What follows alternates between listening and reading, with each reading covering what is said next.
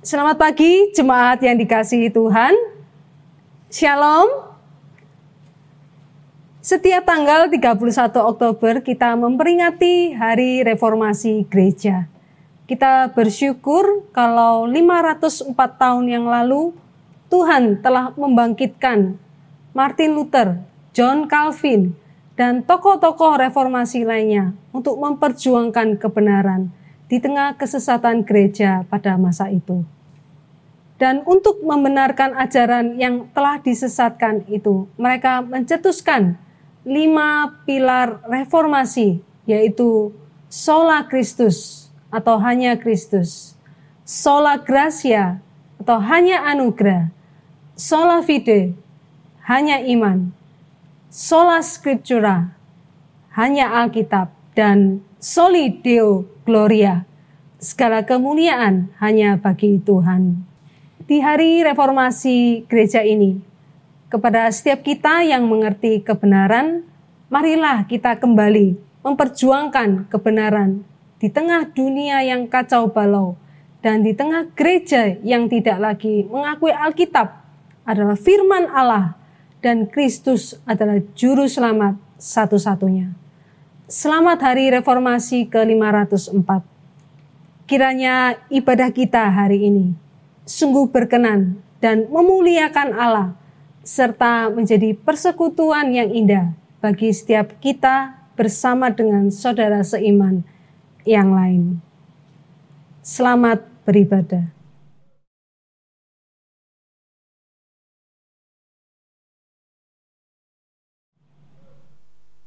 Bapak Ibu, saudara-saudariku yang terkasih, kuasa kasih Allah tidak pernah berhenti mencari dan meraih umat pilihannya. Oleh karena itu, kita pun tidak akan berhenti bersyukur memuliakan nama Tuhan. Mari kita menghadap Dia dengan puji-pujian, berharap kepada kasih dan keadilannya. Di hadapannya kita turut memberitakan karya Allah yang agung dalam seumur hidup kita. Saat ini, mari kita menundukkan diri di hadapan Tuhan. Kita responi panggilan Tuhan ini dengan sikap hati penuh ucapan syukur. Persiapkan hati dan pikiran kita untuk masuk di dalam ibadah pagi hari ini. Jemaat dipersilakan bangkit berdiri, kita masuk dalam saat teduh.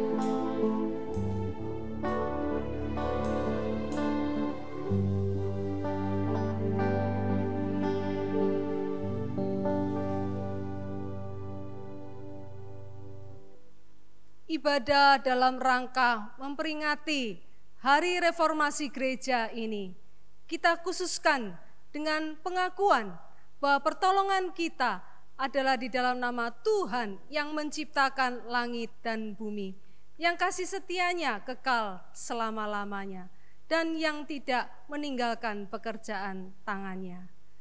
Kasih karunia dari Allah Bapa kita dan dari Tuhan Yesus Kristus serta persekutuan Roh Kudus menyertai kita sekalian.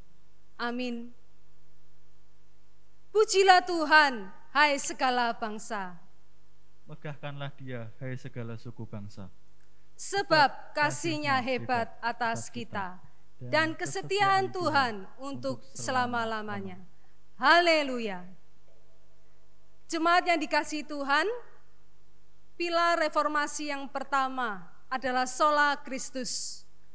Hanya Kristus adalah satu-satunya mediator yang dapat membawa kita kepada hadirat Allah yang Maha Kudus.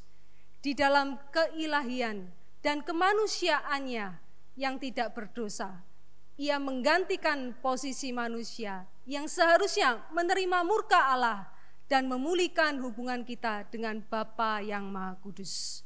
Jadi, Kristus adalah satu-satunya juru selamat manusia dan tidak ada keselamatan di luar Dia. Mari kita memuji akan keajaiban kasih Tuhan, menyanyi dan bersorak bagi Yesus Kristus penyelamat kita. Nyanyi dan bersoraklah.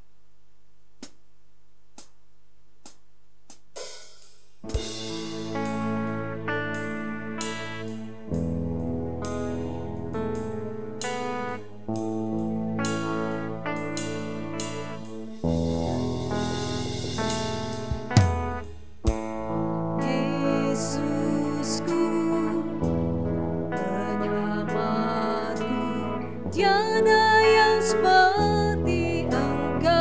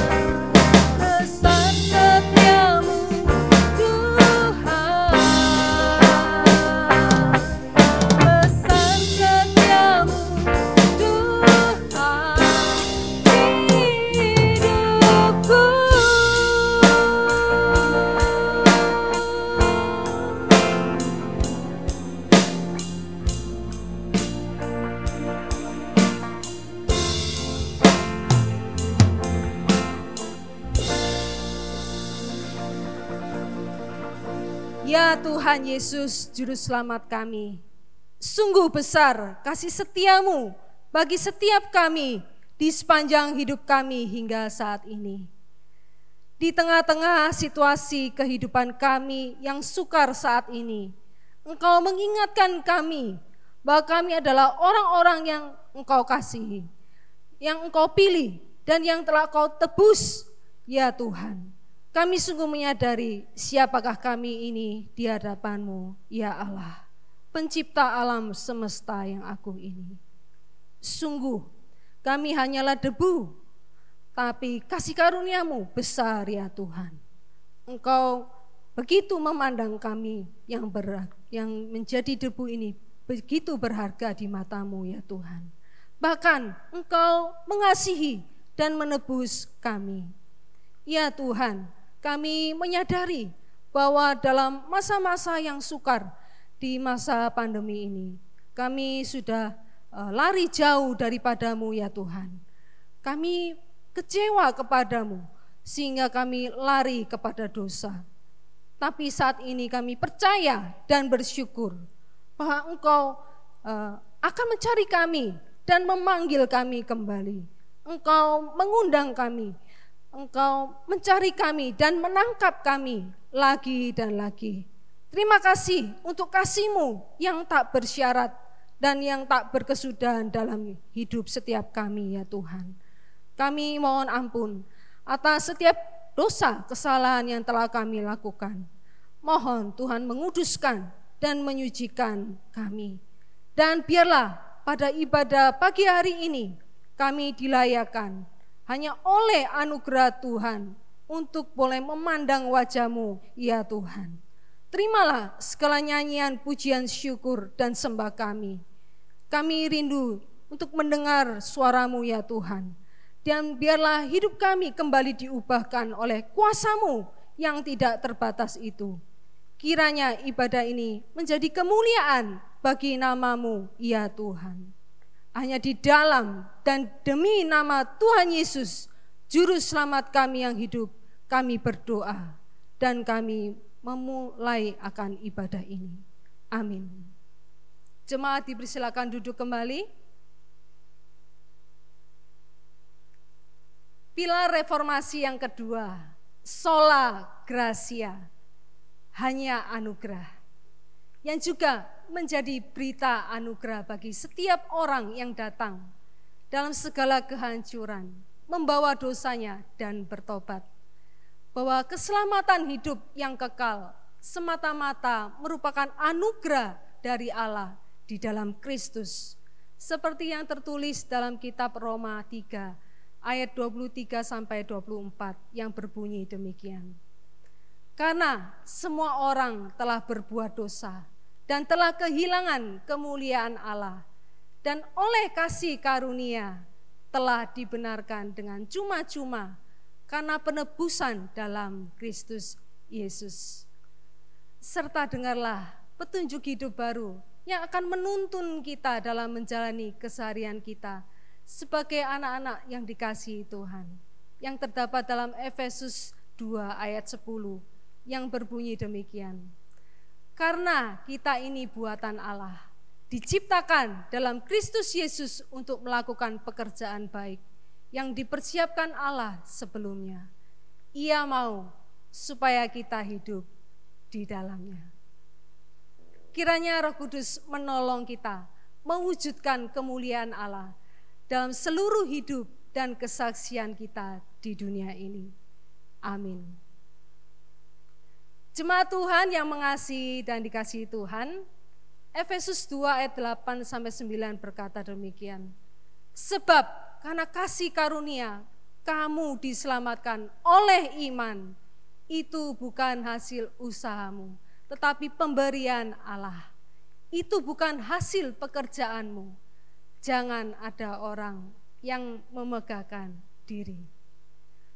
Pilar reformasi yang ketiga, sola fide. Hanya oleh iman kita diselamatkan. Tidak ada unsur perbuatan manusia yang dapat menyelamatkan.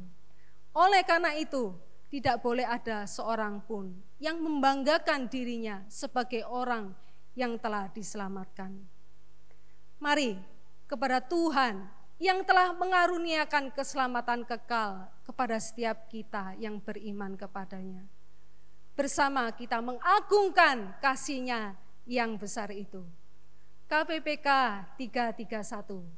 Kasih Tuhan, selamatkanku.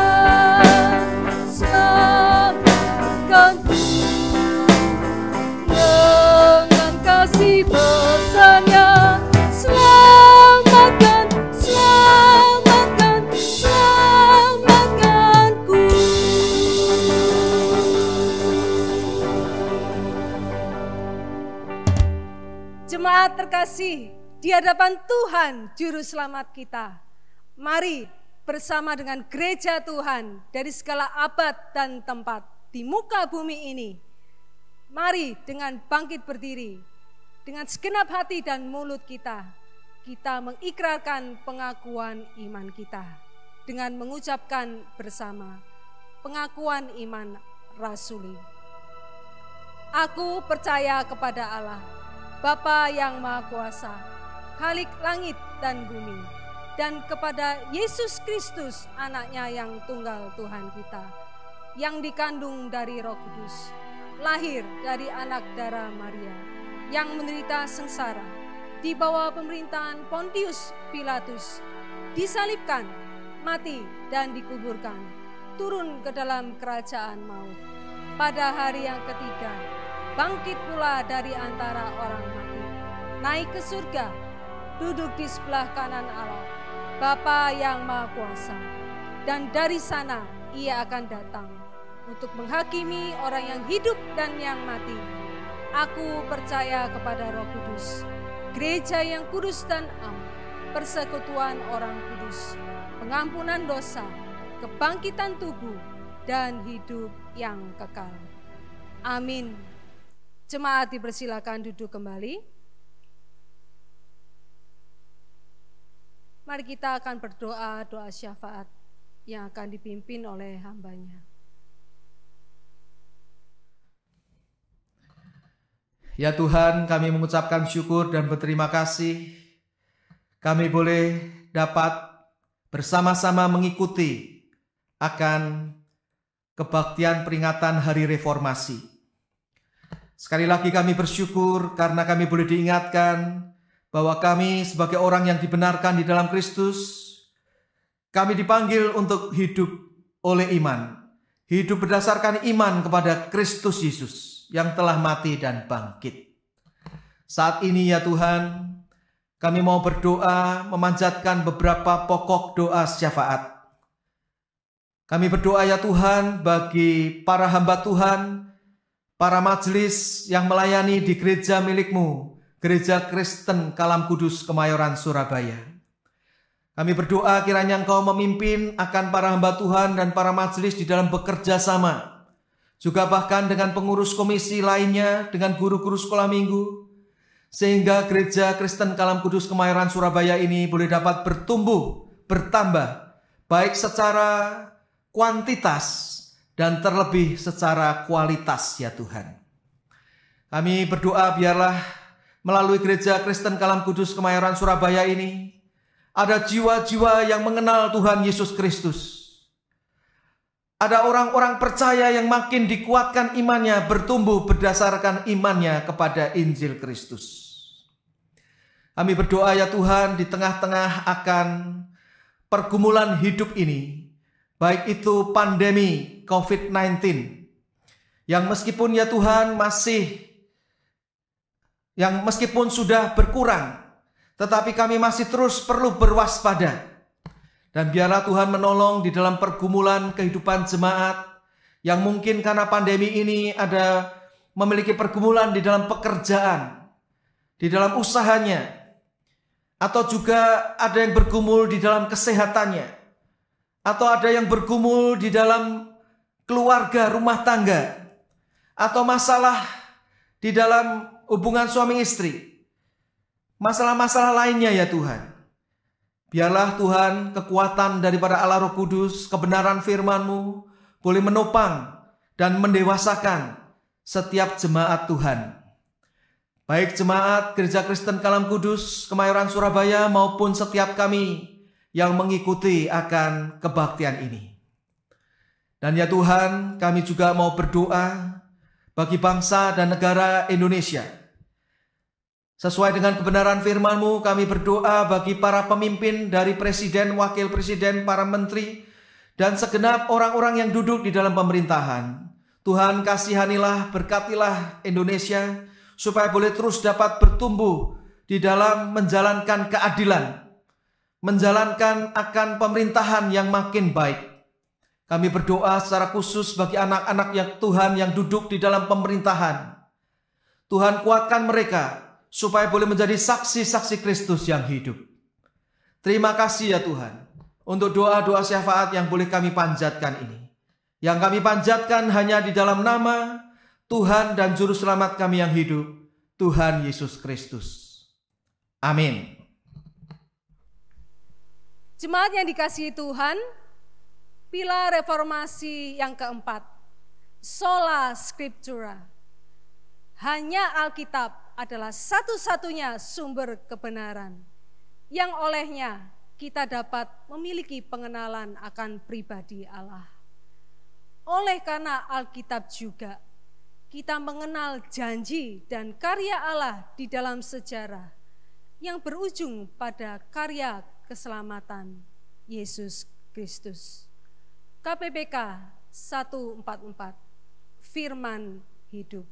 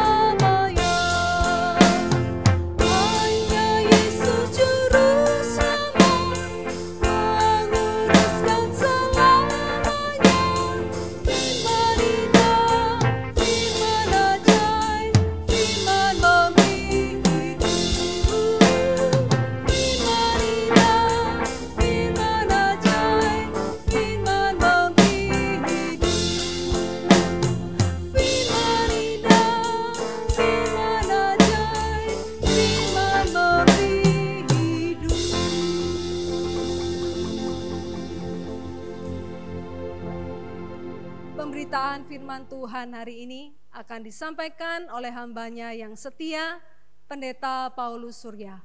Waktu dan tempat kami persilahkan. Shalom, Jemaat Gereja Kristen Kalam Kudus Kemayoran Surabaya, dan setiap saudara dimanapun saudara berada.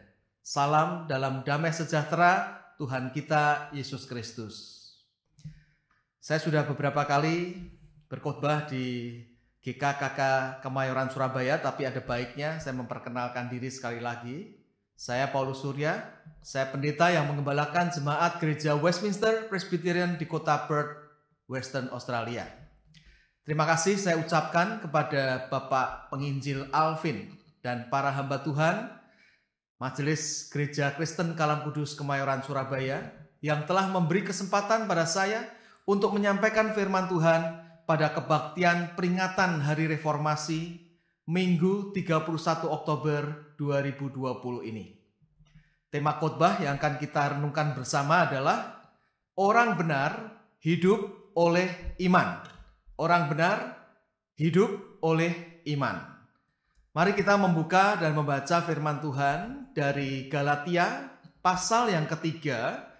Kita akan membaca ayat 1 sampai 6. Kemudian ayat 11, ayat 14, dan kemudian pasal 5 ayat 16. Saya akan bacakan bagi setiap kita. Demikian firman Tuhan. Galatia pasal yang ketiga, ayat 1. Hai orang-orang Galatia yang bodoh, siapakah yang telah mempesona kamu? Bukankah Yesus Kristus yang disalibkan itu telah dilukiskan dengan terang di depanmu? Hanya ini yang hendak ku ketahui daripada kamu. Adakah kamu telah menerima roh karena melakukan hukum Taurat, atau karena percaya kepada pemberitaan Injil? Adakah kamu sebodoh itu? Kamu telah mulai dengan roh, maukah kamu sekarang mengakhirinya di dalam daging? Sia-siakah semua yang telah kamu alami sebanyak itu? Masakan sia-sia. Jadi bagaimana sekarang? Apakah Ia yang menganugerahkan roh kepada kamu dengan berlimpah-limpah dan yang melakukan mujizat di antara kamu berbuat demikian karena kamu melakukan hukum Taurat atau karena kamu percaya kepada pemberitaan Injil? Secara itu jugalah Abraham percaya kepada Allah, maka Allah memperhitungkan hal itu kepadanya sebagai kebenaran. Ayat 11. Dan bahwa tidak ada orang yang dibenarkan di hadapan Allah karena melakukan hukum Taurat adalah jelas. Karena orang yang benar akan hidup oleh iman. Orang yang benar akan hidup oleh iman. Ayat 14. Yesus Kristus telah membuat ini supaya di dalam Dia berkat Abraham sampai kepada bangsa-bangsa lain. Sehingga oleh iman kita menerima roh yang telah dijanjikan itu. Pasal 5 ayat 16. Maksudku ialah, hiduplah oleh roh, maka kamu tidak akan menuruti keinginan daging. Demikian firman Tuhan. Berbahagia kita yang bukan hanya membaca tetapi memahami, menyimpan dalam hati dan menerapkannya. Mari kita bersama-sama berdoa terlebih dahulu sebelum kita merenungkan kebenaran firman Tuhan. Ya Tuhan, kami bersyukur di dalam ibadah Minggu 31 Oktober 2021 ini. Di dalam rangka kami memperingati akan Hari Reformasi. Kami boleh diingatkan dengan kebenaran firman-Mu untuk hidup oleh iman. Tuhan, kami sudah membaca bagian daripada firman-Mu, dan saat ini kami mau merenungkan kebenaran firman-Mu. Kiranya Allah Roh Kudus memimpin setiap kami, baik yang mendengarkan pemberitaan firman ini maupun hamba-Mu yang memberitakan firman ini, supaya setiap kami boleh diberkati dengan kebenaran firman-Mu, dan nama-Mu ya Tuhan yang dipermuliakan. Kami memohon semua ini di dalam nama Tuhan dan Juru Selamat kami yang hidup, Tuhan Yesus Kristus. Amin. Saudara-saudara, suatu kali ada seorang dosen yang karena dia pandai mengajar, dia dipanggil ke berbagai universitas untuk mengajar. Suatu kali dia diundang untuk mengajar di suatu universitas yang dia belum pernah mengajar sebelumnya. Tiba harinya, sore-sore tatkala dia sudah menyelesaikan tugas hariannya, sore-sore dia mau mengajar di universitas yang baru pertama kali untuk dia mengajar itu, dia diantar oleh supirnya. Dia duduk di belakang, supirnya di depan mengendarai mobilnya. Di tengah jalan, dosen itu bergumam, bicara secara perlahan, dia mengatakan, saya sebenarnya tidak ingin untuk mengajar hari ini. Saya capek.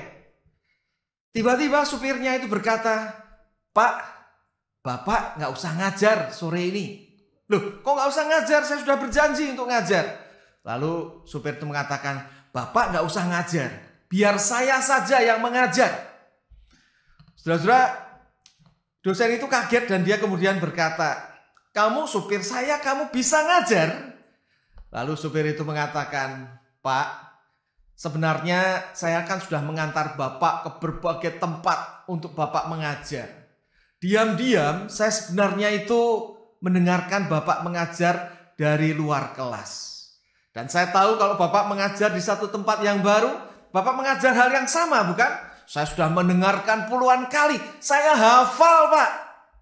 Lagian, Pak, sebenarnya muka kita ini kan rada mirip. Orang juga nggak tahu kan mana yang dosen, mana yang supir. Jadi biar saya gantiin Bapak saja. Dosen itu kemudian pikir, oke, kalau kamu berhenti, saya yang nyetir sekarang, kamu duduk di belakang. Akhirnya mereka tukar tempat, lalu dosen itu yang menyetir mobil itu, dan supirnya berpura-pura menjadi dosen, sampai di universitas itu, kemudian supir itu segera masuk ke kelas, dan dia mulai mengajar. Dan saudara-saudara, dosen itu gantian mendengarkan dari luar kelas apa yang diajarkan oleh supir itu. Dengan hati yang was-was, dia mendengarkan. Ternyata supir itu memang bisa hafal apa yang selama ini dosen itu ajarkan di universitas yang baru dia mengajar. Supir itu hafal dari depan sampai ke tengah sampai ke akhir, persis yang diajarkan. Dosen itu senang, dia punya asisten ini. Saudara-saudara, tapi kemudian setelah selesai supir itu mengajar, ternyata ada pertanyaan dari mahasiswa. Ada seorang mahasiswa yang angkat tangan dan bertanya, "Pak, apa yang Bapak ajarkan ini, kalimat yang diulang-ulang oleh Bapak itu, apa maksudnya, Pak? Apa artinya? Dan apa aplikasinya dalam hidup sehari-hari?" Saudara-saudara, supir itu dalam hati kemudian dia berpikir, celaka, dia nggak bisa jawab. Dia ini cuma hafal, tapi dia nggak ngerti artinya, apalagi aplikasinya. Tapi dia kemudian tidak habis akal. Dia kemudian mengatakan kepada mahasiswa yang bertanya itu, "Pertanyaanmu bagus, tapi jawabannya itu mudah sekali. Supir saya saja bisa. Saya buktikan ya, saya akan panggil supir saya untuk menjawabnya."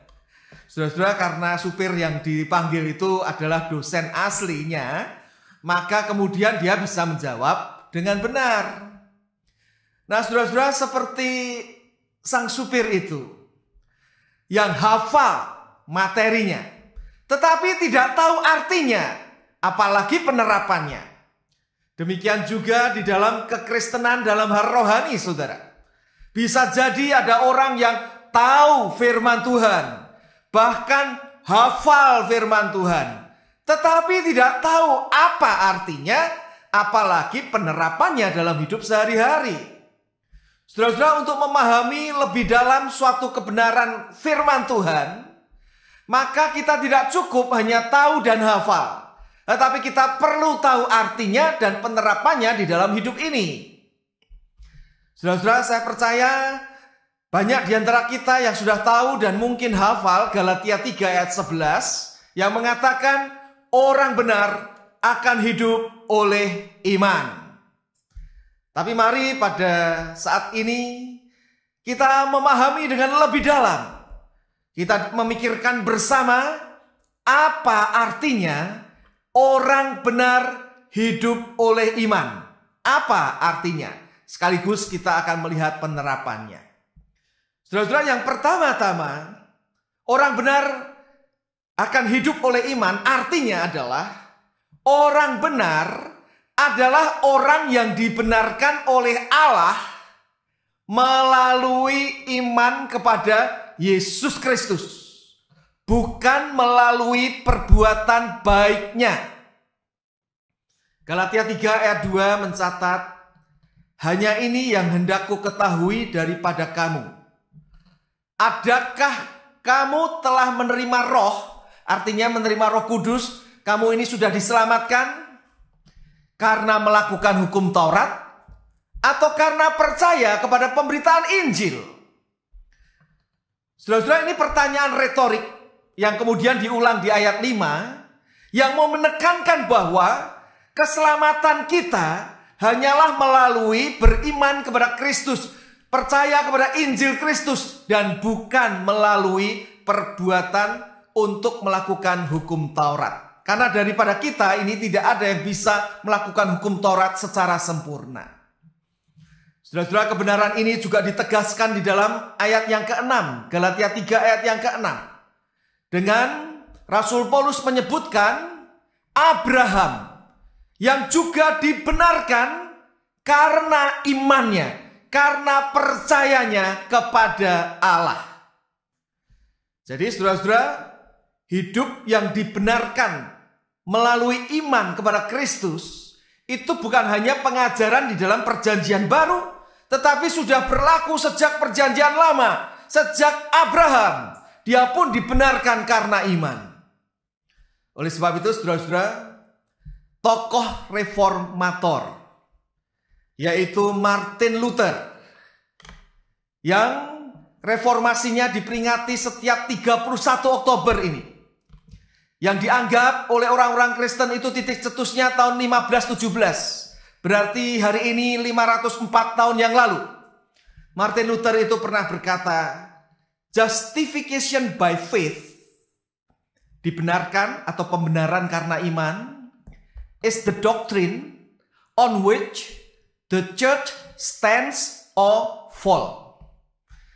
Pembenaran karena iman adalah doktrin atau pengajaran yang mana gereja itu bisa berdiri tegak jikalau mempercayai dan mengajarkannya, atau runtuh kalau tidak mempercayainya lagi. Nah, saudara-saudara, arti dibenarkan karena iman itu bukan hanya mencakup pembenaran, tetapi juga pengampunan. Bukan hanya mencakup pengampunan, tetapi juga pembenaran. Jadi di dalam justification by faith, dibenarkan karena iman, ada double imputation. Ada dua pengalihan, yaitu tatkala kita percaya Tuhan Yesus kita dibenarkan, itu artinya dosa kita dialihkan, ditanggung oleh Yesus di atas kayu salib. Sedangkan kebenaran Kristus diperhitungkan kepada kita yang percaya kepadanya. Ada dua pengalihan, ada pertukaran di situ. Saudara-saudara, saya ingat anak saya yang pertama, yaitu perempuan, pada waktu masih kecil, mungkin berumur 7-8 tahun, suatu kali di dalam masa winter, kami itu bepergian ke suatu park, satu taman. Lalu dia mengatakan, aduh dingin sekali Daddy, dingin sekali Papa. Lalu saya yang memakai jaket tebal, saya langsung memeluk dia. Dan pada waktu saya memeluk anak saya, maka terjadilah pertukaran di situ. Dinginnya anak saya itu terserap oleh saya. Hangatnya saya dengan jaket yang tebal itu menghangatkan anak saya. Ada dua pertukaran. Dingin saya serap, kehangatan saya diserap oleh anak saya. Nah, saudara-saudara, demikian juga yang dimaksud dengan kita ini hidup oleh iman, yaitu dibenarkan melalui iman kepada Kristus. Kita di-justified, dibenarkan oleh Kristus. Dosa kita dialihkan, ditanggung Kristus. Kebenaran Kristus diperhitungkan kepada kita, sehingga kita ini dikatakan sebagai orang benar. Oh, saudara-saudara, ini suatu kebenaran yang luar biasa, yang seharusnya membawa saudara dan saya hidup di dalam ucapan syukur, hidup memuliakan Tuhan, hidup mentaati Tuhan. Itu yang pertama, saudara-saudara. Apa artinya? Orang benar hidup oleh iman. Yang kedua, apa artinya? Berdasarkan Galatia 3 ini, orang benar akan hidup oleh iman. Yang kedua yaitu hidup oleh iman bukan hanya untuk kita ini bisa diselamatkan, memiliki jaminan hidup yang kekal, tetapi juga hidup di dalam hidup sehari-hari. Kita perlu hidup berdasarkan iman kepada Kristus. Bukan hanya untuk diselamatkan. Hidup oleh iman itu bukan hanya berbicara tentang keselamatan, tetapi juga untuk pertumbuhan rohani kita. Bedanya adalah, saudara-saudara, orang yang diselamatkan perlu iman kepada Yesus Kristus. Orang yang sudah beriman juga perlu bertumbuh imannya di dalam iman kepada Kristus. Bedanya adalah orang yang baru diselamatkan memahami secara mungkin masih tidak begitu dalam. Sedangkan orang yang sudah dipercaya kepada Tuhan Yesus perlu makin dalam memahami hidup dengan iman kepada Kristus. Makin dalam dan makin dalam untuk pertumbuhan imannya. Makanya saudara-saudara, di dalam Galatia 3 ayatnya yang ketiga, Rasul Paulus berkata, adakah kamu sebodoh itu? Kamu telah mulai dengan roh diselamatkan karena pekerjaan Roh Kudus melalui Injil Kristus. Maukah kamu sekarang mengakhirinya di dalam daging? Oh, saudara-saudara, ini menunjuk kepada hidup kita ini harusnya secara rohani mulai diselamatkan melalui iman kepada Injil Kristus, sampai akhir juga harus berdasarkan iman kepada Kristus. Yang salah atau yang oleh Rasul Paulus dikatakan bodoh secara rohani, yaitu berpikir bahwa beriman kepada Injil Yesus Kristus hanya untuk mulai sebagai orang Kristen. Setelah itu, maka kita tidak perlu Injil Kristus lagi. Kita perlu ajaran tradisi Yahudi. Di dalam Galatia mungkin itu menunjuk kepada sunat, peraturan-peraturan akan hukum Taurat. Tanpa itu kita tidak lengkap keselamatannya. Itu menjadi satu hal yang salah. Kesalahan gereja pada saat ini juga berpikir Injil Yesus Kristus hanya untuk keselamatan. Diimani untuk keselamatan. Setelah itu untuk pertumbuhan, kita perlu belajar discipleship yang meninggalkan Injil Kristus. Mungkin hanya pembinaan karakter dan sebagainya. Padahal hidup oleh iman. Orang benar akan hidup oleh iman.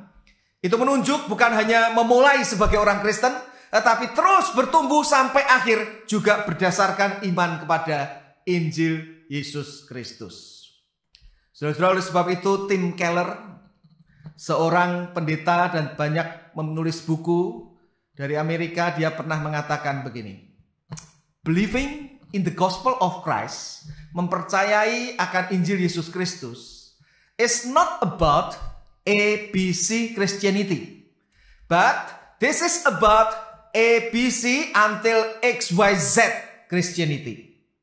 Injil Yesus Kristus bukan hanya bicara tentang permulaan kekristenan, ABC Christianity, tetapi berbicara tentang pertumbuhan iman sampai akhir hidup orang percaya.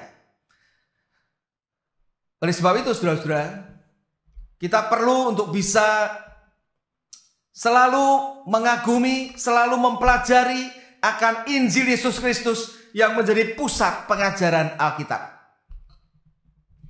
Saudara, satu kali saya mengadakan satu pelatihan penginjilan di gereja di sini, di gereja di tempat saya melayani. Dan saya mengundang akan anggota gereja lain. Dan ternyata setengah lebih itu dari gereja lain. Sehingga saya beberapa itu tidak kenal. Nah, di tengah-tengah akan pelatihan penginjilan itu, saya memperhatikan ada keluarga, suami istri dengan 2 anak remajanya mengikuti akan pelatihan penginjilan itu. Nah, pada waktu ada tes, lalu saya memeriksa, ternyata 2 anak remaja itu, saya melihat kenapa ya namanya, surname-nya, nama keluarganya berbeda dengan papanya.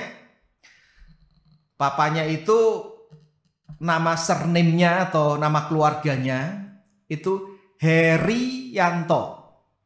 Sedangkan anaknya dua-duanya menulis tanpa I. Jadi cuma Heranto. Jadi saya tanya kepada orang tuanya, ini kok salah tulis tapi dua-duanya salah tulis? Mamanya langsung menjawab, oh bukan salah tulis itu. Memang sengaja kami kasih nama itu Heranto. Karena kami ini sebetulnya sulit untuk punya anak, tetapi setelah sekian lama Tuhan itu memberikan anak pada kami. Jadi kami memang tulis marganya itu I-nya kami hilangkan, supaya mengingatkan kami tentang perbuatan Tuhan yang ajaib. Heranto, heran kan? Jadi saudara-saudara, dia rupanya mengatakan bahwa nama itu Heranto itu untuk mengingatkan akan perbuatan Tuhan yang memberikan anak kepada mereka setelah sekian lama, termasuk juga membawa mereka bisa selalu mengingat anugerah Tuhan lainnya, dan yang terbesar adalah anugerah keselamatan di dalam Tuhan Yesus Kristus. Saudara-saudara, saya percaya jika saudara dan saya itu bisa memelihara ketakjuban, keheranan, kita itu masih terus bisa begitu senang untuk mempelajari dan merenungkan Injil Yesus Kristus. Maka disitulah kunci untuk kita bisa bertumbuh di dalam iman. Karena hidup oleh iman kepada Injil Kristus bukan hanya untuk mulai, tetapi juga untuk pertumbuhan rohani kita. Oleh sebab itu, saudara-saudara, saudara dan saya perlu terus-menerus memelihara akan relasi kita dengan Kristus Yesus yang telah mati dan bangkit itu, sehingga relasi kasih kita dengan Tuhan Yesus Kristus boleh mendasari hidup sehari-hari kita dan pertumbuhan rohani kita. Saudara-saudara, kasih kita kepada Tuhan atau kasih Tuhan kepada kita bisa diumpamakan seperti hubungan suami istri. Perlu dipelihara terus-menerus. Jikalau tidak, maka akan menjadi kering, akan menjadi tidak berarti, dan tidak lagi memotivasi kita untuk hidup bertumbuh dengan sehat. Saudara-saudara, satu kali ada suatu seminar. Seminar itu dipimpin oleh seorang pembicara perempuan dan pesertanya juga para wanita. Rupanya seminar untuk ibu-ibu yang mengikuti kebanyakan sudah menikah 10 atau 15 tahun lebih. Ada 200-300 orang yang mengikuti. Nah, saudara-saudara, tema daripada seminar itu yaitu tentang bagaimana membangun keluarga yang sehat yang dimulai dengan hubungan suami istri yang sehat. Di tengah-tengah seminar, maka pembicara wanita itu bertanya kepada para peserta ibu-ibu, "Ibu-ibu di sini, siapa yang mencintai suami? Angkat tangan." Rupanya saudara-saudara semua itu angkat tangan. Sebetulnya ada yang nggak mau angkat tangan karena sedang sebel dengan suaminya, tetapi dia pikir nggak enak dengan orang-orang yang semua angkat tangan. Jadi ikut angkat tangan dan semuanya angkat tangan. Lalu pembicara wanita itu mengatakan, "Bagus, semuanya mencintai suami ya. Sekarang turunkan tangannya." Dan pertanyaan kedua adalah, kalau ibu-ibu di sini mencintai suami ibu-ibu, siapa di antara ibu-ibu yang mengatakan terakhir kali mengatakan I love you, aku mencintaimu kepada suami ibu? Yang angkat tangan hari ini tadi sebelum ikut seminar hanya 1-2 ibu. Yang mengatakan kemarin beberapa ibu-ibu. Kebanyakan mengatakan ya lupa kapan mengatakan I love you kepada suami masing-masing. Yang penting pokoknya pernah sudah. Lalu pembicara wanita itu mengatakan, "Oke, kalau begitu sekarang saya break dulu ya, berhenti dulu. Saya minta semua ibu-ibu mengeluarkan handphonenya. Nah sekarang ketik ya, masing-masing kepada suami ibu-ibu. Ingat ya, masing-masing kepada suami sendiri ya, jangan kepada suami orang. Kepada suami sendiri ketik saja satu kalimat, I love you. Terserah, boleh lewat WhatsApp, boleh lewat SMS, boleh lewat cara-cara yang lain." Akhirnya masing-masing itu menuliskan kata-kata I love you kepada suami masing-masing. Lalu pembicara wanita itu melanjutkan akan seminarnya, tapi 10-15 menit kemudian dia berhenti lagi. Sekarang saya ingin tahu apa jawaban suami-suami masing-masing. Dan saat itu kemudian panitia mengumpulkan, ternyata banyak jawaban yang aneh-aneh. Dan jawaban yang aneh-aneh itu dikumpulkan 5 terbanyak. Nah, saudara-saudara, 5 terbanyak itu yang nomor 5 terbanyak. Banyak suami yang menjawab pada waktu terima kata-kata I love you dari istrinya yang sudah lama itu tidak diterimanya. Pada menjawab begini, "Ma, kamu baik-baik aja kan?" Itu 5 terbanyak jawabannya itu. 4 terbanyak jawabannya suami-suami itu mengejutkan karena ngomongnya begini, "Maksud lu?" Jadi maksudnya apa ini? Kok tiba-tiba ngirim I love you? 3 terbanyak jawabannya adalah, "Gak usah basa-basi deh, to the point aja. Maunya apa sih?" Saudara, rupanya banyak ibu-ibu yang baik-baikin suami dengan mengatakan, "Oh, aku mencintaimu karena ada udang di balik batu, ada mau meminta sesuatu." 2 terbanyak suami-suami itu menjawabnya begini, "Aku sudah bilang, jangan mabuk lagi." Dikira mabuk, saudara-saudara, menuliskan I love you itu. Dan yang terbanyak, saudara-saudara, adalah orang-orang itu, suami-suami itu menjawab, yang terbanyak nomor 1, yang dari yang dikumpulkan jawabannya aneh-aneh itu, yaitu suami-suami menjawab begini, "Ini siapa ya? Jadi banyak suami yang ragu. Saudara-saudara, karena sudah lama tidak mengatakan I love you kepada sang suami, maka jawaban suami itu menjadi aneh. Nah, saudara-saudara, saya pernah mengkhotbahkan ini di satu kota di Melbourne. Selesai saya khotbah, saya salam-salaman dengan jemaat, waktu itu belum ada pandemi. Di tengah-tengah salaman ada seorang ibu yang mengatakan, Pak, nanti saya mau bicara dengan Bapak ya. Setelah Bapak selesai salam-salaman, saya mengatakan, baik Bu, tungguin ya. Selesai salaman, saya datang kepada ibu itu, lalu saya bertanya, ada apa Bu? Lalu ibu itu mengatakan, Pak, maaf ya, tadi Bapak pada waktu berkhotbah kan bicara tentang mengirim I love you kepada suami. Nah Pak, di tengah-tengah Bapak khotbah itu, saya diam-diam mengirim kepada suami saya. Saya pengen tahu jawaban suami saya apa. Karena saya juga udah lama tidak mengatakan I love you kepada suami saya. Pak, tapi jawaban suami saya menyakitkan hati saya, Pak. Oh ya? Apa jawabannya, Bu? Lalu ibu itu berkata, masa Pak saya tulis ya I love you kepada suami saya. Tidak lama suami saya balas jawabannya begini, I love you too, Yuni. Saya bilang, loh kan jawaban bagus itu Bu. Ya bagus apa Pak? Masalahnya nama saya bukan Yuni Pak. Wah saudara-saudara, saya tidak tahu suami itu bercanda atau beneran ya. Tetapi ini menunjukkan bahwa jikalau hubungan suami istri itu tidak dibina dengan baik, ungkapan kasih pun seringkali tidak lagi menjadi sesuatu yang bisa menguatkan, yang bisa menyejukkan.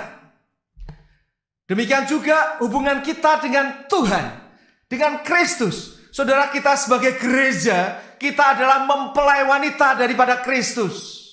Seharusnya kita terus membina relasi kita makin dekat melalui makin beriman kuat terhadap Kristus dan Injilnya.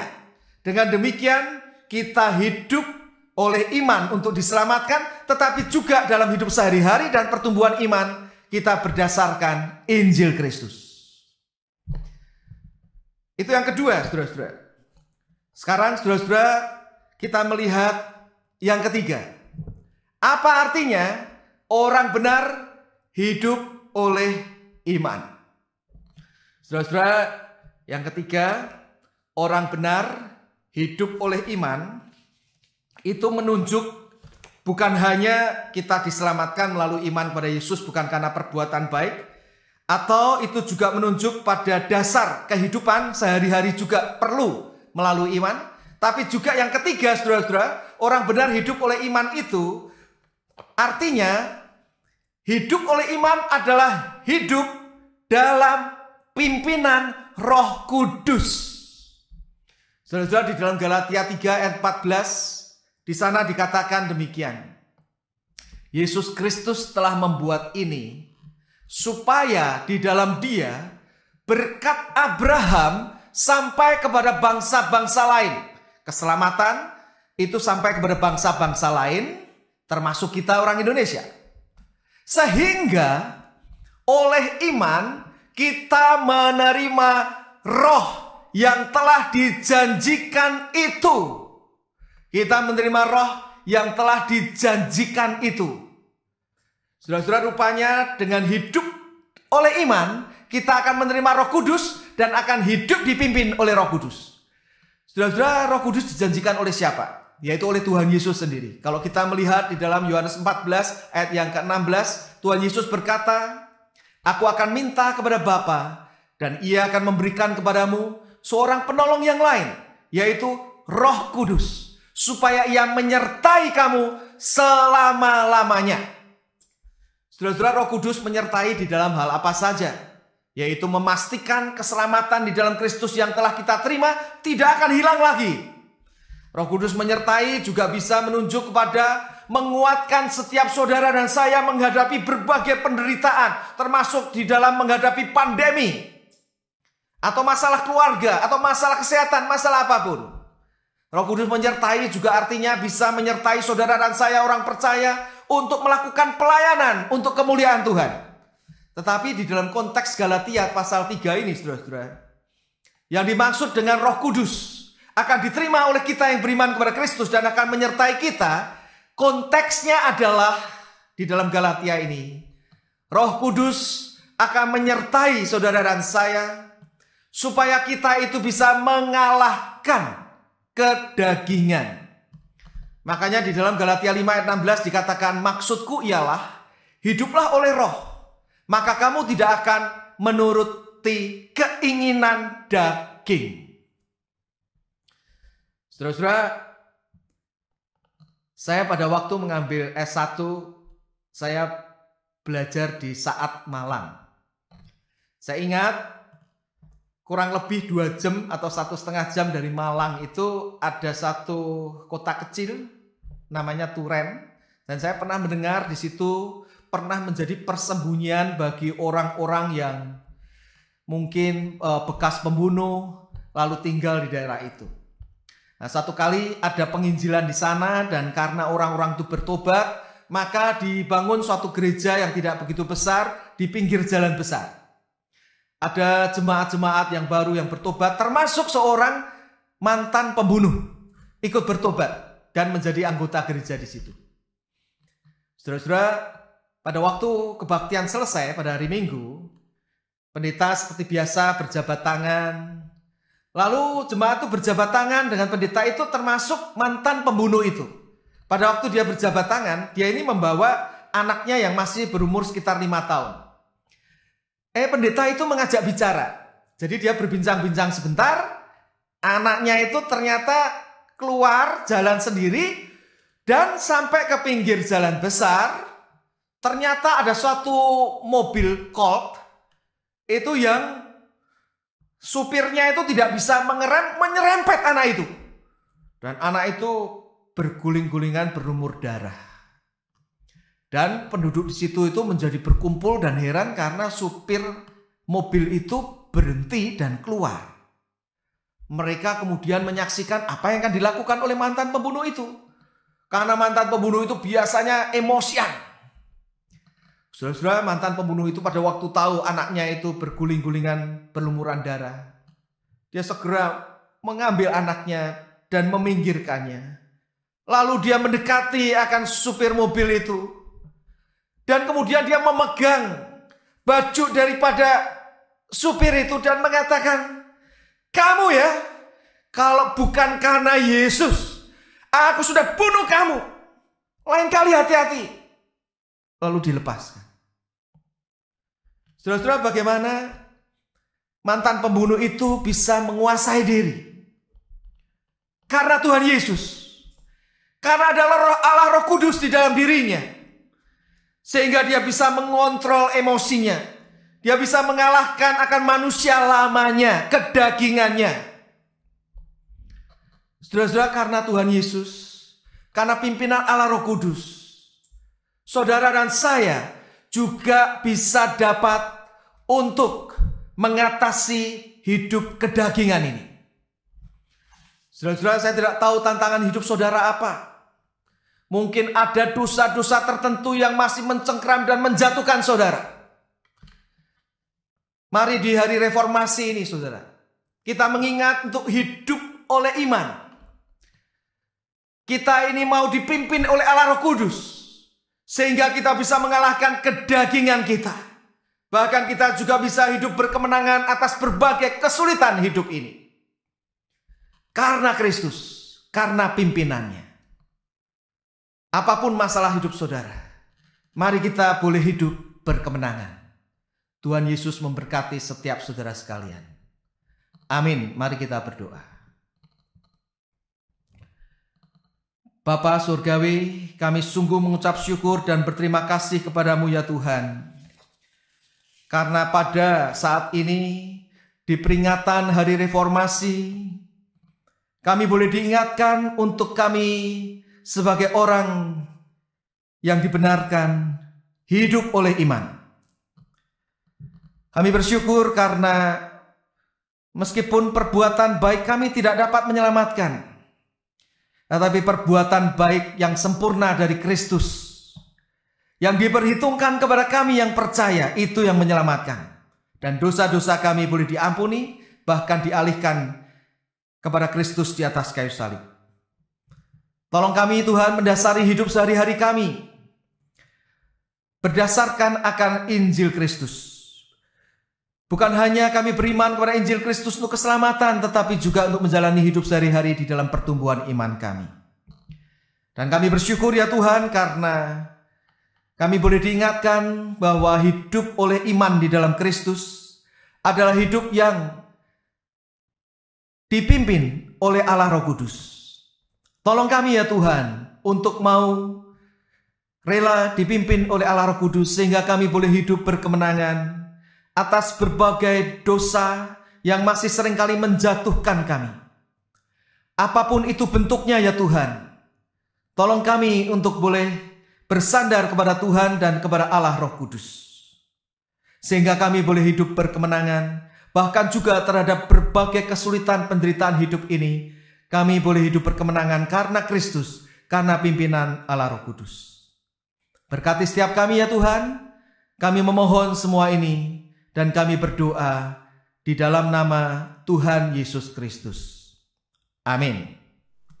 Kepada Tuhan yang mengasihi kita dengan kasih kekalnya itu, mari saat ini kita memberikan persembahan syukur kita yang terbaik kepadanya. Bapak Ibu, saudara-saudari dapat memberikan persembahan dengan menggunakan scan barcode QRIS yang tertera di layar, atau bisa juga melalui transfer ke rekening bank gereja kita, ataupun nanti dapat dimasukkan di dalam amplop persembahan yang nantinya akan dibawa dan diberikan ke gereja. Jemaat yang terkasih, pilar reformasi yang kelima dan yang terakhir, yaitu Soli Deo Gloria. Hanya Allah saja yang layak mendapat segala pujian, hormat, dan kemuliaan sampai selama-lamanya di dalam segala karyanya. Hal ini termasuk juga di dalam karya penciptaan, pemeliharaan, perlindungan, dan bahkan di dalam karya penebusan. Bapak Ibu saudara-saudariku yang dikasihi Tuhan, segala harta, talenta, dan karunia yang kita miliki adalah juga pemberian Allah. Oleh karena itu, segala kemuliaan juga harus diberikan kepada Allah saja. Apapun yang kita lakukan, dimanapun kita berada, hidup kita harus dengan tujuan memuliakan Allah. Kita tidak berhak mencuri sedikit pun kemuliaan Allah bagi kepentingan diri kita sendiri. KPPK 350, pakai hidupku ini.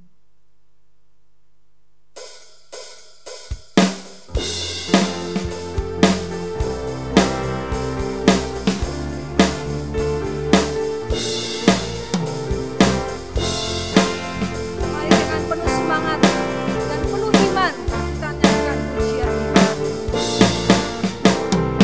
Pakai hidupku ini, seluruh roda jiwa.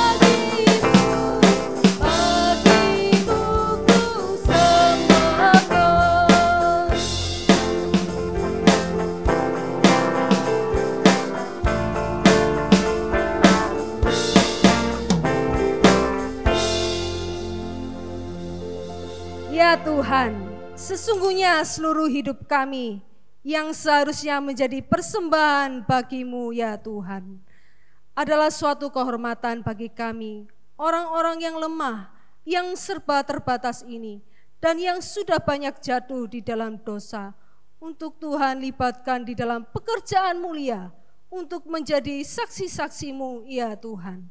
Kiranya Engkau, ya Allah Roh Kudus, boleh terus menguduskan kami hari demi hari, sehingga kami layak mempersembahkan seluruh hidup kami dengan menyaksikan Engkau melalui kehidupan kami dan kesaksian kami bagi orang-orang di sekitar kami. Kiranya uang yang kami bawa kepadamu ini menjadi wakil dari seluruh komitmen kami, bahwa seluruh hidup kami ini kami mau abdikan hanya kepadamu ya Tuhan. Terima kasih ya Tuhan untuk kesempatan kami boleh memberikan persembahan.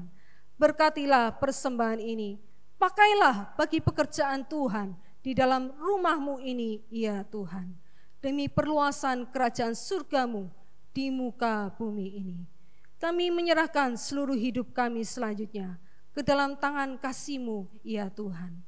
Kami berdoa, kami bersyukur, kami bersukacita di dalam satu nama yang kudus, di dalam nama Tuhan Yesus Kristus. Amin. Sebab segala sesuatu adalah dari Dia, dan oleh Dia, dan kepada Dia. Bagi Dialah kemuliaan sampai selama-lamanya. Doksologi.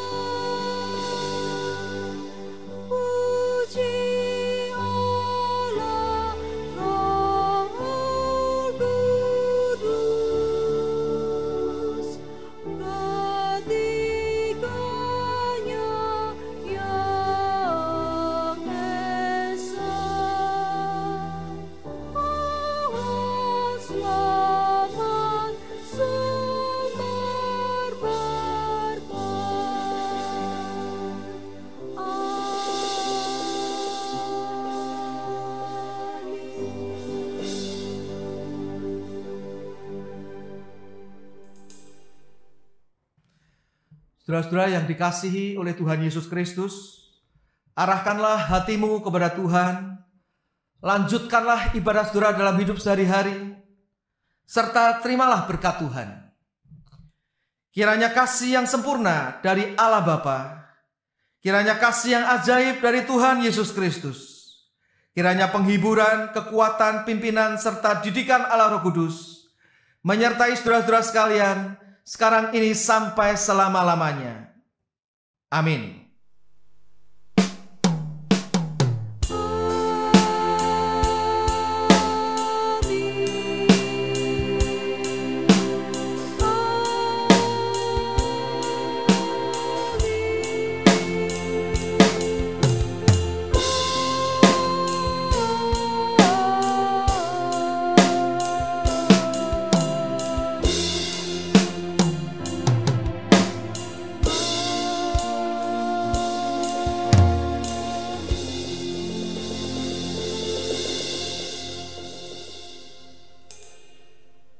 Jemaat dipersilakan duduk, kebaktian telah selesai. Silakan mengambil waktu teduh. Tetap jalankan protokol kesehatan. Selamat hari Minggu. Tuhan Yesus memberkati.